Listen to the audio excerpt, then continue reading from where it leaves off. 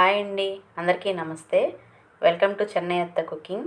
చెన్నై అత్త కుకింగ్లో ఇవాళ సొరపిట్టు ఎలా చేయాలో చూపిస్తున్నానండి. ముందుగా ఒక సొరచాప తీసుకొని ముక్కలుగా కట్ చేసి శుభ్రంగా కడిగి పెట్టుకున్నానండి.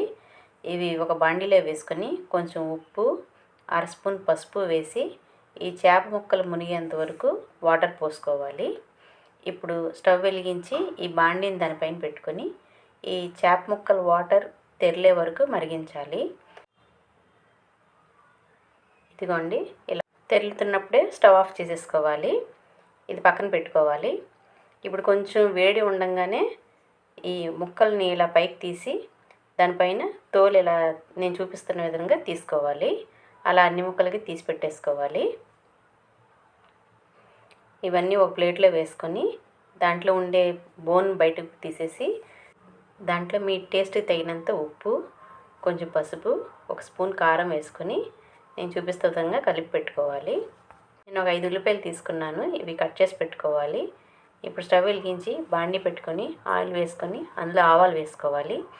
ఆవాలు చిటపటలాడాక అర స్పూన్ జీలకర్ర, అర స్పూన్ మినపప్పు వేసుకొని ఇవి దోరగా వేయించుకోవాలి. ఇవి బాగా వేగాక ముందుగా కట్ చేసి పెట్టుకున్న ఉల్లిపాయలు, 2 పచ్చిమిరపకాయలు వేసుకొని దాన్ని కూడా దోరగా వేయించుకోవాలి. ఈ వీడియో కనుక మీకు నచ్చినట్లయితే లైక్ చేయండి, షేర్ చేయండి, సబ్స్క్రైబ్ చేయండి. ఇప్పుడు ఈ ఉల్లిపాయలు బాగా వేగిపోయినాయండి.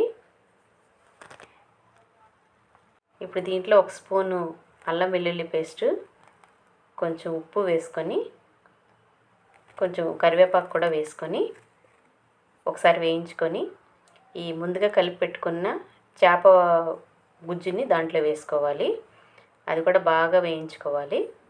ఇది కొంచెం వేగిపోయాక కొత్తిమీర వేసుకోవాలి. ఇది ఒకసారి కలిపేసుకొని స్టవ్ ఆఫ్ చేసుకోవడమేనండి. అంతేనండి, సొరపిట్టు రెడీ అయిపోయింది. Thanks for watching.